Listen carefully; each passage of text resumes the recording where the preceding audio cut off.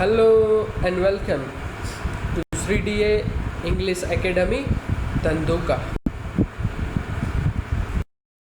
We are going to learn Social Science of Standard 8.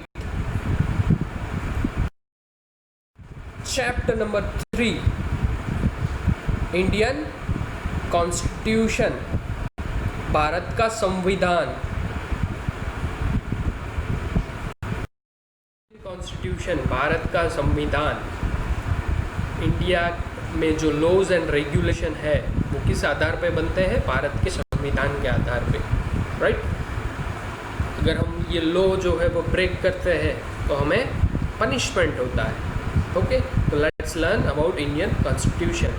Heli, Priyanshi and Sachin are watching the final match of world cup of 2011 on TV with their parents. Priyanshi Sachin जो है वो अपने parents के साथ cricket world cup 2011 का final match देख रहे थे. An exciting match is going on between India and Sri Lanka. एक एक्साइटिंग मैच चल रही थी इंडिया एंड श्रीलंका के बीच में, वो भी फाइनल मैच थी. Who will win the world cup? कौन वर्ल्ड कप जीतेगा? इंडिया और श्रीलंका? किसी को मालूम नहीं था. Sri Lanka had put up a challenging target for India to achieve, but with a fearless batting of Indian captain Mahendra Singh Dhoni, India won the World Cup. Sri Lanka ने एक चैलेंजिंग टारगेट इंडिया के लिए रखा था, ठीक है, लेकिन इसको अचीव करने के लिए फेयरलेस बैटिंग की महेंद्र सिंह धोनी ने, और हमारा जो 2011 का वर्ल्ड कप था वो इंडिया ने जीत लिया. Everyone was rejoicing in victory. सभी विक्ट्री को मनाने में लगे हुए थे. Heli said to her mother while watching a TV. Heli ने अपनी मम्मी को पूछा, मम्मी, the previous match between the India and England resulted in a tie. जो इसके पहले वाली मैच थी इंडिया एंड इंग्लैंड की, वो टाई में टाई हुई. What does that mean? उसका मीन क्या है? Nitaben, the mother of Heli, is reply, Heli, for a popular game like a cricket, the ICC has systematically formed rules. और ये क्रिकेट के लिए जो इसका गवर्निंग काउंसिल है, मतलब जो क्रिकेट पे ध्यान रखता है, वो ICC, इंटरनेशनल क्रिकेट काउंसिल जो है, उसने सिस्टेमेटिकली रूल फॉर्म किए हैं. A tie in a match means, match में टाई मतलब क्या होता है? That both the teams have an equal score. अगर दोनों टीम को इक्वल स्कोर हुए तो वो जो मैच है वो टाई कहलाएगा. Even the game like football, hockey, kabaddi etcetera. इसी तरह कबड्डी ले लो, फुटबॉल ले लो, हॉकी ले लो, या कोई भी गेम ले लो, have a their own set of rules. और सभी गेम को अपनी ढंग से सेट ऑफ रूल्स रहते हैं गेम को खेलने के लिए. If a game has so many rules then to run the administration of a populous nation like India we surely require a well-framed rules.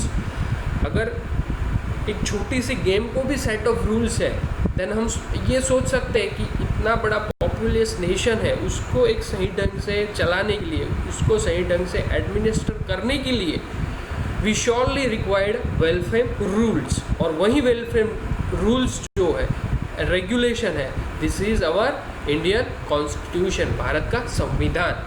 And our Indian Constitution is starting with the preamble. और ये जो आपको नीचे दिया गया है, that is the preamble of India. So let's learn what is the preamble of India. और उसमें क्या लिखा है? We, the people of India, हम भारत के सभी लोग, having solemnly resolved to constitute India into a, हम भारत के लोग पूरी एक सत्यनिष्ठा से इंडियन कॉन्स्टिट्यूशन को रिजॉल्व करते हुए sovereign, socialist, secular, democratic, republic and secure to all its citizens. ये जो टर्म्स है, सॉवेरियन, सोशलिस्ट, सेक्युलर, डेमोक्रेटिक, वो सब हम आगे सीखेंगे. ये सब देते हुए भारत के सभी सिटीजन को सिक्योर करते हैं. सिक्योर किससे करते हैं? जस्टिस. जस्टिस किस चीज़ का? Social, economic and political justice. Liberty, तो लिबर्टी किस चीज़ की? Liberty of thought, liberty of expression, liberty of belief, liberty of faith and liberty of worship की। किसी भी जो आपके सोच विचार है वो रजू करने की, वो सोचने की, आपके जो बिलीफ है, आपका जो फेथ है, आप जिस धर्म को मानते हैं वो सभी धर्म मानने की लिबर्टी आपको दी जाती है। Equality of status and opportunity, status की एंड अपॉर्चुनिटी की इक्वालिटी दी जाती है। And promote among them all the fraternity, assuring the dignity of the individual and the unity and integrity of nation. और हम ये एश्योर करते हैं कि हर एक देश के आदमी की डिग्निटी और हमारे देश की जो इंटीग्रिटी है वो उसका ध्यान रख के ये सब प्रमोट करेंगे हम। जस्टिस है, लिबर्टी है, इक्वालिटी है वो। In our constituent assembly this 26th day of November, यानी कॉन्स्टिट्यूशन असेंबली में 26 नवंबर को 1949 को do hereby adopt enact give to our self this constitution. और हम ये हमारी असेंबली में ये जो कॉन्स्टिट्यूशन है वो पास करते हैं, एनेक्ट करते हैं और इसको हमारी कॉन्स्टिट्यूशन असेंबली अडॉप्ट करती है। Preamble of our constitution we already learn, right? A systematic compilation of set of rules to run the government of a country is known as the constitution. यहाँ पर आपको क्वेश्चन पूछा जा सकता है, what is the meaning of constitution? तो आप उसका जवाब लिख सकते हैं, a systematic compilation of set of rules to run a government of a country as the constitution of the country, right? Constitution can be written or unwritten form. Constitution जो है वो written form भी हो सकता है और unwritten form में भी हो सकता है। हमारा इंडियन कॉन्स्टिट्यूशन है वो वर्ल्ड का सबसे बड़ा रिटन डॉक्यूमेंट है एंड वो written form में है, right? Our constitution start with the preamble. हमारा कॉन्स्टिट्यूशन है वो प्रीएम्बल से स्टार्ट होता है, प्रस्तावना, राइट? प्रीएम्बल मीन्स आगे बुक में है क्या, वो उसका जो पूरा डिटेल है वो छोटा करके हमको प्रीएम्बल में दिखाया गया है। इंडियन कॉन्स्टिट्यूशन में है क्या, क्या होगा, तो वो पूरा सारा कुछ जो है वो हमें प्रीएम्बल में दिया गया है। Now let's study about how was the constitution of India form. India का कॉन्स्टिट्यूशन कैसे बना?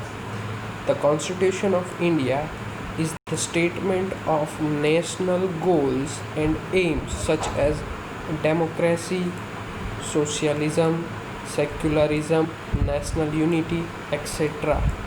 इंडियन कॉन्स्टिट्यूशन है वो एक स्टेटमेंट है और उसका नेशनल गोल एंड एम क्या है कि हमारा जो देश है, कंट्री है, उसके अंदर democracy, socialism, secularism, national unity जो है वो बनी रहे।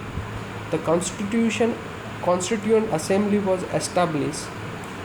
It started working from 9th of December 1946. 9th of December 1946 को इंडियन कॉन्स्टिट्यूशन असेंबली बनी और उसने कॉन्स्टिट्यूशन को फॉर्म करने का चालू किया। The constituent assembly was formed of prominent and distinguished scholars and leaders. और वही कॉन्स्टिट्यूशन असेंबली में प्रोमिनेंट लीडर्स थे, लॉ के रिगार्डिंग प्रोमिनेंट और डिस्टिंग्विश्ड स्कॉलर थे और हमारे इंडिया के बहुत सारे पॉलिटिकल लीडर्स भी थे। There political vision and foresight was incorporated in the constitution. और उन लोगों का ही पॉलिटिकल विजन, उन लोगों का ही जो फोरसाइट, दूरदृष्टि थी, वो हमारे कॉन्स्टिट्यूशन ऑफ इंडिया में इनकॉर्पोरेट की गई है। Leaders like Jawaharlal Nehru, doctor Rajendra Prasad, Sardar Vallabh Bhai Patel, Maulana Abdul Kalam Azad, Shyama Prasad Mukherjee, Sardar Baldev Singh etcetera provided their guidance. और यही सब प्रोमिनेंट लीडर्स ने कॉन्स्टिट्यूशन फॉर्म करने में कहीं ना कहीं अपना गाइडेंस योगदान दिया था। Frank Anthony represented the Anglo Indian community and HP Modi represented the Parsi community. The committee had a various constitution scholars like Alladi Krishnaswamy Iyer, Dr. Bhimrao Ambedkar and K.M. Munshi and etc.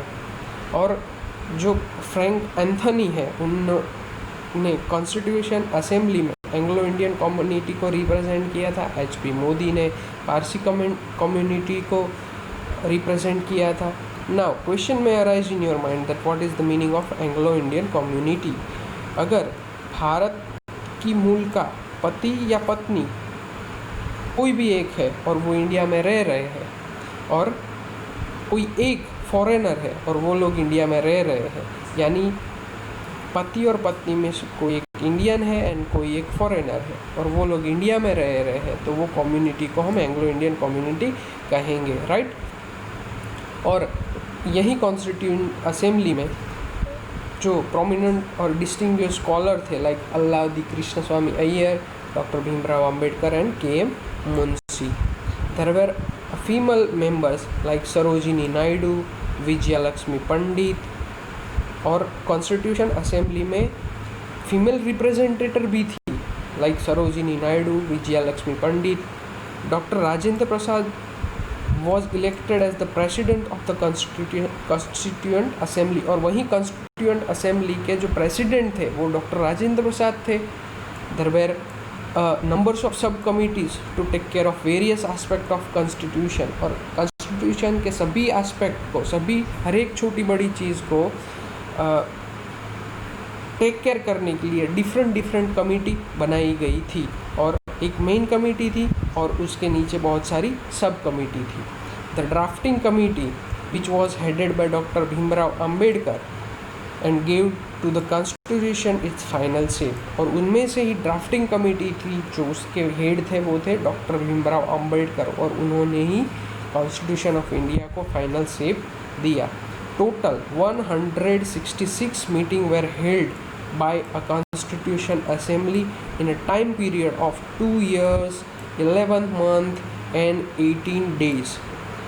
On 26th of November 1949, the committee passed the constitution which was enforced on 26th of January 1950. Constituent Assembly में 166 meeting हुई, ठीक है, constitution बनाने में, form करने में 2 year 11 month and 18 days लगा constitution को बनाने में। और कॉन्स्टिट्यूंट असेंबली ने 26 of November 1949 को हमारा जो कॉन्स्टिट्यूशन है उसको कॉन्स्टिट्यूंट असेंबली में पास किया, राइट। डिफरेंस याद रखना, कॉन्स्टिट्यूंट असेंबली ने कब पास किया कॉन्स्टिट्यूशन ऑफ इंडिया को? 26 of November 1949 को। एंड वो कॉन्स्टिट्यूशन ऑफ इंडिया एनफोर्स यानी देश में लागू कब हुआ? 26 of January 1950 को। Okay, think do you know why the day of 26th of January was selected to enforce the constitution? 26th of January को ही क्यों हमारा कॉन्स्टिट्यूशन लागू किया गया? आपको थिंक करने के लिए कहा गया है। इसके पीछे एक ये रीज़न है कि जो मोतीलाल नेहरू है, डॉक्टर जो हमारे पंडित जवाहरलाल नेहरू के पिता, उन्होंने 26 of January 1929 को ही पूर्ण स्वराज का दिन है वो उसका अमेंडमेंट लाए थे और वो पास किया था और इसी की वजह से 26 of January चुना गया क्योंकि हमको अल्टीमेटली स्वराज अपना राज मिल रहा था इसलिए, right. You can see the creators of the constitution, some prominent leaders who helped to form the constitution. This one is Maulana Abdul Kalam Azad, Dr. Bhimrao Ambedkar, Dr. Rajendra Prasad, Sarojini Naidu, Kanhaiya Munshi. Okay, we need a constitution. What if there is no constitution? No country can function without constitution. Constitution है ही नहीं। अगर आप सोचो, हमने chapter के शुरुआत में ही देखा each and every game has a set of rules. अगर सेट ऑफ रूल्स है तभी हम गेम्स खेल सकते हैं। सेम वे अगर इतनी बड़ी पॉपुलस कंट्री का एडमिनिस्टर करना है, उसको ठीक सही ढंग से चलाना है, तो कॉन्स्टिट्यूशन सेट ऑफ रूल्स तो चाहिए ही चाहिए। Without a set of rules, without a set of constitution, no country can function. A constitution serves many objectives. It is a document which finally waves the ethos and ideals of our country. Constitution में हमारे जो ideas है, हमारे जो ideals है, हमारा जो ethos है, वो फाइनली दिखता है। It tells about the kind of government our country would have. हमारी जो गवर्नमेंट है वो किस टाइप की रहेगी वो हमें कॉन्स्टिट्यूशन से पता चलता है। How to run the administration of our country, हमारा देश का जो वहीवट है वो कैसे हम चलाएंगे वो हमें हमारे कॉन्स्टिट्यूशन से पता चलता है। In a democratic form of government we elect our leaders so that they can run the administration on our behalf. ठीक है, हमारे देश में डेमोक्रेटिक गवर्नमेंट है, हमारी देश ने डेमोक्रेटिक प्रणाली को एक्सेप्ट किया, इसीलिए हम हमारे लीडर्स को इलेक्ट करते हैं और हमारे बिहाफ में ही हम उसको गवर्नमेंट में बिठाते हैं कि आप ही हमारे लिए ये जो देश का एडमिनिस्टर है वो करो। However there are provisions in the constitution to check the misuse of power by the leaders. और ऐसा नहीं है कि लीडर उसको बना दिया तो वो कॉन्स्टिट्यूशन का मिसयूज करके कुछ भी कर सकता है। कॉन्स्टिट्यूशन में ऐसे बहुत सारे प्रोविजंस भी है कि जो लीडर्स जो रिप्रेजेंटेटिव हमने भेजा है वो कॉन्स्टिट्यूशन का मिसयूज ना करे। अगर वो करेगा तो उसको पनिशमेंट पेनल्टी भी लगेगी। Things to know, the constitution of India has borrowed some special features of the constitution of Britain, Ireland, France and the United State of America. India का कॉन्स्टिट्यूशन है, उसने कुछ ना कुछ लिया है, बोरो किया है। कहाँ से? ब्रिटेन के कॉन्स्टिट्यूशन में से, आयरलैंड के कॉन्स्टिट्यूशन में से, फ्रांस के कॉन्स्टिट्यूशन में, यूनाइटेड स्टेट के कॉन्स्टिट्यूशन में से।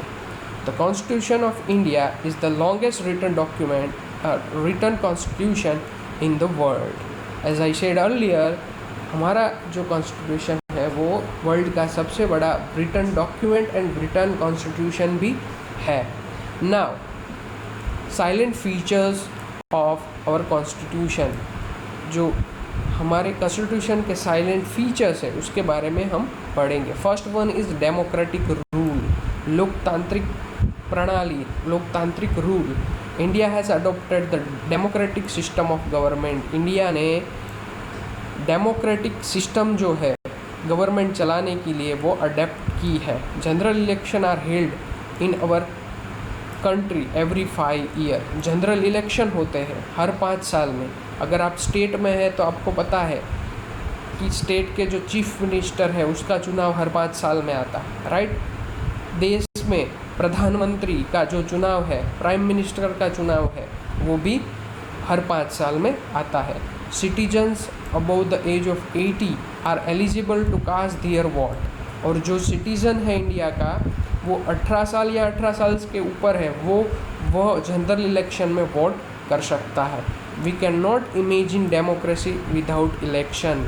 हम इलेक्शन के बिना डेमोक्रेसी, लोकतांत्रिक प्रणाली को इमेजिन भी नहीं कर सकते। People all over the country play their role in electing their representative.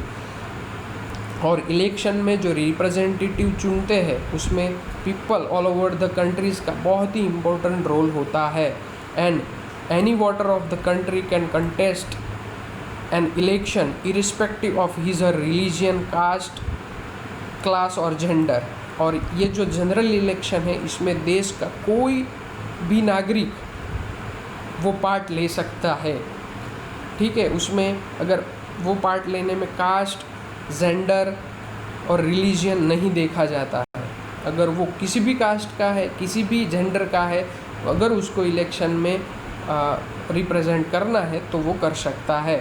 The elected representatives rule for 5 year. वो जो इलेक्ट हुए हैं रिप्रेजेंटेटिव वो 5 साल तक रूल करते हैं। Every citizen enjoy the freedom to follow the religion of his और choice as well as the freedom of speech, expression and thought. India में डेमोक्रेटिक प्रणाली है और उसी लिए हमारे कॉन्स्टिट्यूशन में से प्रोविज़न है जो इंडिया का हर एक नागरिक है उसको कोई भी रिलीजन अपनाना है, उसकी फ्रीडम है। वो अपने थॉट्स है, अपने एक्सप्रेशंस है, अपने सोच विचार है, वो कहीं पर भी किसी भी प्लेटफॉर्म पे रख सकता है, उसमें कोई भी उसको रोक टोक नहीं है।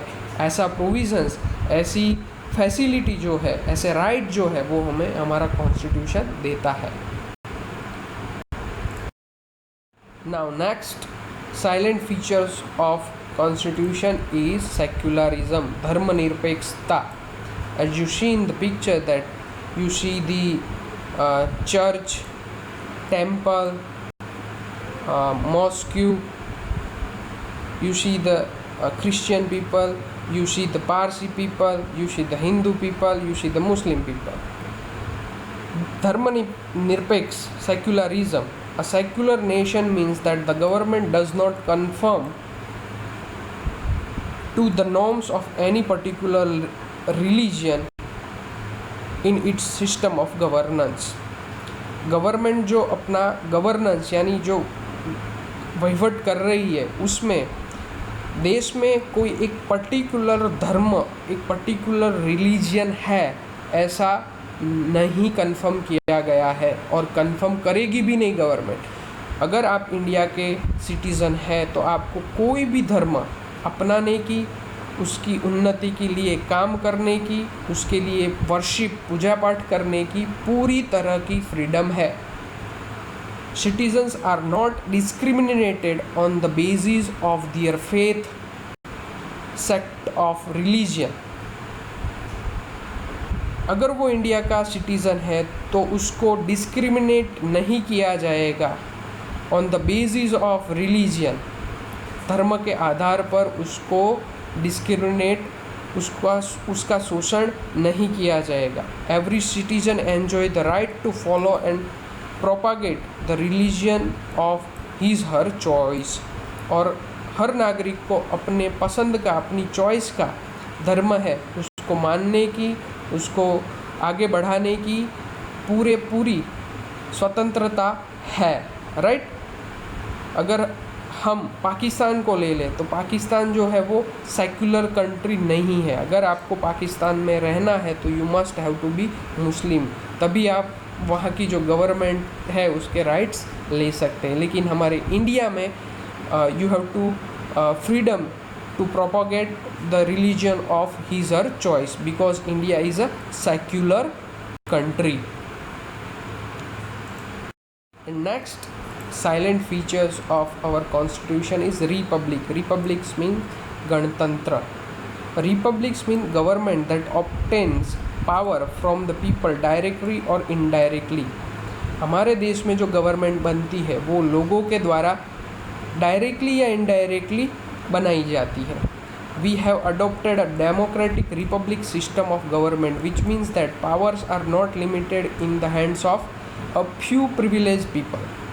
हमारे देश ने डेमोक्रेटिक रिपब्लिक प्रणाली को एक्सेप्ट किया है गवर्नमेंट चलाने के लिए, ठीक है। कोई लिमिटेड पीपल के हाथ में नहीं है कि वो जैसे पहले के ज़माने में होता था राजा, तो राजा का बेटा जो है वही राजा के बाद राजा बनेगा, राइट। इंडिया में कोई भी कास्ट हो, कोई भी क्रीड हो, कोई भी रिलीजन हो, कोई भी जेंडर हो, उसका बंदा गवर्नमेंट में जाके अपने लोगों को रिप्रेजेंट कर सकता है। Rather it accessible to all the citizen irrespective of their caste, class, religion और gender. Things to know, any common person, man, woman, be it hawker और a vegetable vendor can become the sarpanch of a village. इसीलिए हमको मालूम है हमारे देश के जो फ़िलहाल के प्राइम मिनिस्टर हैं वो चाय बेचते थे, राइट। एक चाय बेचने वाला आज देश का प्रधानमंत्री बना है। इसीलिए हम ऐसा कह सकते हैं कि हमारा देश जो है उन्होंने रिपब्लिक डेमोक्रेटिक सिस्टम को अपनाया है।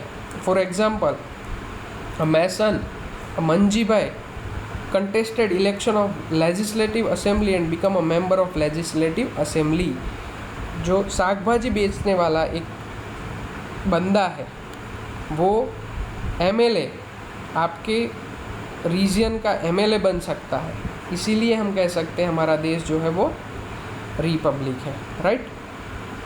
सेंट्रल गवर्नमेंट का स्ट्रक्चर कैसा है वो यहाँ पर हमको डायग्राम से दिखाया गया है। प्रेसिडेंट रहते हैं, तो first person of India is president, ठीक है।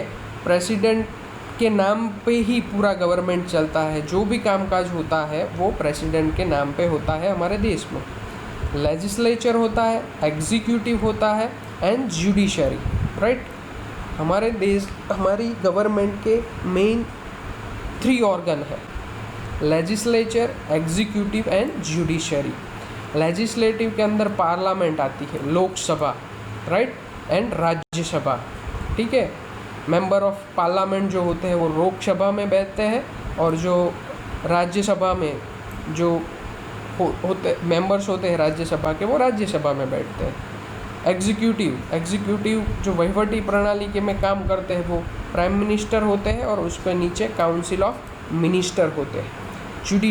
जुडिशरी में देश में सर्वोच्च न्यायालय जो है, सुप्रीम कोर्ट, वो होती है। इसके नीचे आपको पता है हाई कोर्ट रहती है स्टेट की, हाई कोर्ट के नीचे डिस्ट्रिक्ट कोर्ट, फिर तालुका कोर्ट रहती है। वैसे पूरी हमारी प्रणाली है, right. From this diagram we are going to learn the structure of state government. जैसे सेंट्रल गवर्नमेंट का स्ट्रक्चर हमने देखा, वैसे ही स्टेट गवर्नमेंट का स्ट्रक्चर कैसे होता है, right. As you all of know that हमारा जो देश है वो 29 स्टेट एंड 9 यूनियन टेरिटरीज से बना हुआ है, ठीक है। और ये जो पूरा देश है, पूरा देश का जो एडमिनिस्ट्रेशन होता है वो करती है सेंट्रल गवर्नमेंट। कौन करती है? Central government. और ये जो 29 का इंडिविजुअल जो एडमिनिस्ट्रेशन होता है वो स्टेट गवर्नमेंट लेवल से होता है। तो हमने आगे देखा आगे के टॉपिक में सेंट्रल गवर्नमेंट का स्ट्रक्चर, और ये है हमारे स्टेट गवर्नमेंट का स्ट्रक्चर। जैसे सेंट्रल गवर्नमेंट में प्रेसिडेंट होते हैं, वैसे ही स्टेट गवर्नमेंट में गवर्नर होते हैं, ठीक है। जो भी सरकारी कामकाज स्टेट में होता है वो on the behalf of governor के नाम पे होता है। और उस स्टेट गवर्नमेंट के main 3 organ, legislature, executive, judiciary. Legislature में स्टेट गवर्नमेंट लेजिस्लेटिव असेंबली, विधानसभा हमारी होती है ना, वो जो हमारे एमएलएज होते हैं वो सब विधानसभा में बैठते हैं, और वो सब जो लॉज है वो फॉर्म करते हैं। एग्जीक्यूटिव राज्य को चलाने का काम चीफ मिनिस्टर एंड उसका जो काउंसिल ऑफ मिनिस्टर है वो करता है, ठीक है। उसके नीचे लोकल एडमिनिस्ट्रेटर रहता है, जैसे कलेक्टर ले लो, डीडीओ डिस्ट्रिक्ट डेवलपमेंट ऑफिसर ले लो, ठीक है, वो लोकल एडमिनिस्ट्रेशन हुआ। उसके नीचे पंचायत, ठीक है, बेसिक लेवल पे पंचायत, हर एक विलेज में पंचायत होती है, ठीक है। उसका हेड जो रहता है सरपंच, एंड उसका जो एग्जीक्यूटिव हेड रहता है वो रहता है talati, right. Municipal corporation, municipal board, जो बड़े बड़े सिटीज़ है, बड़े बड़े सिटीज़ और छोटे सिटीज़ है, उसमें municipal corporation and municipal boards रहते हैं, वो वहाँ का एग्जीक्यूटिव एडमिनिस्ट्रेट करते हैं। जुडिशरी में as I already told that supreme court, उसके नीचे हाई कोर्ट के नीचे डिस्ट्रिक्ट कोर्ट, और उसके नीचे सब ऑर्डिनेट कोर्ट रहते हैं, जैसे सेंसर कोर्ट रहता है, तालुका कोर्ट रहता है, वैसे ही। तो ये था पूरा स्ट्रक्चर किसका? स्टेट गवर्नमेंट का। From this figure we try to understand the function of government. Government के फंक्शन क्या है, right. All of you know that government के 3 ऑर्गन्स है, लेजिस्लेचर है, एग्जीक्यूटिव है एंड जुडिशरी है, are the organs of government, right. Legislature makes laws, legislature होता है वो लॉज बनाता है, right. Executive with the help of civil service officer implement the laws, and judiciary make a people follow the laws and does the work of providing justice. Simple भाषा में मैं आपको बताऊं, हमारे यहाँ पर इलेक्शन होता है, उसमें आप वोट डालते हो। वोट डालने के बाद आप अपने रिप्रेजेंटेटिव को चुनते हो, और ये जो रिप्रेजेंटेटिव है, अगर वो रिप्रेजेंटेटिव स्टेट लेवल के हैं तो वो लोग कहाँ पर बैठते हैं? विधानसभा में। कहाँ पर? विधानसभा में। वो कौन है? MLA, member of legislative assembly. और ये एमएलएज जो है वो स्टेट लेवल का जो लॉ है वो बनाते हैं, ठीक है। बाद में वो सिविल सर्विस वाले यानी आईएएस आईपीएस जो ऑफिसर्स रहते हैं, ठीक है, वो लोग ये जो लॉज बनाया है, ये लॉ उसको इम्प्लीमेंट करते हैं with the help of this representatives, right. और इसके बाद जो तीसरा ऑर्गन है वो है हमारा जुडिशरी। तो जुडिशरी क्या काम करता है? पीपल जो है हमारे, मतलब वो जो लॉज है उसको प्रॉपरली फॉलो कर रहे हैं, उनके साथ जस्टिस हो रहा है कि नहीं। अगर इनजस्टिस हो रहा है तो वो उसको रोक सकते हैं और जो लॉ बनाया है उसको ठीक कर सकते हैं। तो दिस वे हमारा राज्य का एंड हमारा देश का जो गवर्नमेंट है वो फंक्शन करता है। Think Gujarat also has Vidhansabha, council of member ministers and high court. Why so? Gujarat को भी विधानसभा है, काउंसिल ऑफ मिनिस्टर्स है एंड हाई कोर्ट है। क्यों? As I said earlier that union of India is made from 29 state and 9 union territories, right.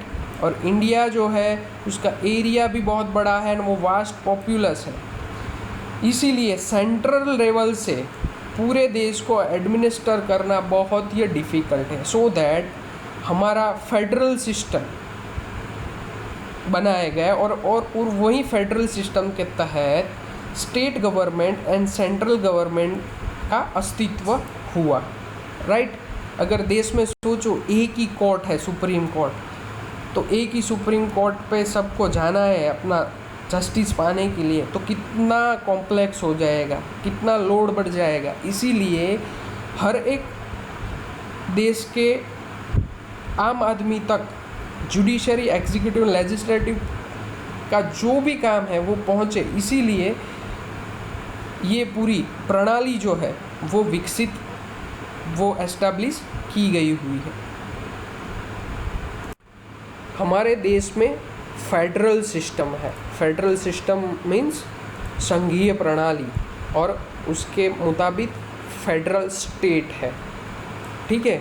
As I said earlier 29 state है, उससे पूरा एक संघ बना है और वही संघ यूनियन को हम हमारा देश कहते हैं, right. There is a distribution of subject on which the central और the state government can frame a law. Subjects जो है वो डिस्ट्रीब्यूट किए गए हैं सेंट्रल एंड स्टेट गवर्नमेंट में, और there are 3 such list: union list, state list and concurrent list. Union list है जिस पे सेंट्रल गवर्नमेंट कायदे कानून लॉज फॉर्म करती है। स्टेट लिस्ट है, उस पे स्टेट जो है वो कायदे कानून फॉर्म करती है। एंड कॉन्करेंट, उस पे स्टेट एंड यूनियन दोनों मिलके कायदे कानून फ्रेम करते हैं। Laws frame by the central government are applicable to the entire nation. जो सेंट्रल गवर्नमेंट के द्वारा जो कायदे कानून बनाए जाएंगे वो पूरे एंटायर नेशन को लागू होंगे, राइट। अगर मैं आपको एग्जांपल दूं, अगर एजुकेशन का जो पॉइंट है, एजुकेशन है, तो एजुकेशन वो है पूरे देश में लगता है, राइट। तो एजुकेशन जो है वो कौन से लिस्ट में आएगा? यूनियन लिस्ट में आएगा। इंटरनेशनल रिलेशनशिप ले लो, तो इंटरनेशनल रिलेशनशिप है वो पूरे कंट्री को एप्लीकेबल होता है, तो वो भी यूनियन लिस्ट में आएगा, ठीक है। तो सेम वे ये जो पूरे लॉज के जो टॉपिक्स है, लिस्ट है, उसको लिस्ट आउट किया गया एक union list, state list and concurrent list में बांटा गया ताकि जो हमारा देश का एडमिनिस्ट्रेशन है वो सही ढंग से हो। Now next topic is fundamental rights, मौलिक अधिकार। Fundamental rights of Indian citizen are provided by the constitution of India. Fundamental rights जो है वो हर एक इंडियन सिटीजन को हमारा कॉन्स्टिट्यूशन है वो प्रोवाइड करता है। That was adopted on 26 of November, और वो 26 ऑफ नवंबर को अडॉप्ट किए गए इन द ईयर ऑफ 1949। जिस दिन कॉन्स्टिट्यूशन असेंबली ने हमारा संविधान है वो एनेक्ट किया, अडॉप्ट किया, उसी दिन फंडामेंटल राइट्स को भी अडॉप्ट किए गए, but was put in use on the 26 of January 1950। और उसको यूज़ में कब लाए गए? 1950, 26 ऑफ जनवरी को, right. Fundamental right of Indian citizens guarantee that the residents of the land can be lead a peaceful life as long as they inhabit the country. The individual fundamental rights of Indian citizens are most of the time similar in all the democratic countries. The individual fundamental rights to Indian citizens include the following: equality before the law, freedom of religion, freedom of association and peaceful assembly, freedom of speech and expression, right to constitution, remedies for the protection of civil rights. हमारे fundamental rights में हर एक आदमी के लिए, हर एक person के लिए जो लॉ है वो सेम है, ठीक है। Equality before the law, freedom of religion, हमारे देश में हर एक पर्सन को अपने चॉइस का रिलीजन है वो उसको मानने की आज़ादी है। Freedom of association and peaceful assembly, अगर आपको कोई एसोसिएशन बनाना है, एक जगह पर इकट्ठा होना है, तो आप पीसफुली हो सकते हैं। आपको स्पीच की एंड एक्सप्रेशन की आज़ादी है। अगर आपके जो सिविल राइट्स है उसको प्रोटेक्ट करने के लिए कॉन्स्टिट्यूशन में कोई उपचार करना है, कॉन्स्टिट्यूशन रेमेडीज़ करनी है, तो उसका भी आपको फ्रीडम है। Students, you will learn more about fundamental rights and more about our constitution in next class. So this chapter is provide you the basic knowledge of Indian constitution. Okay, carefully learn, read and try to understand it.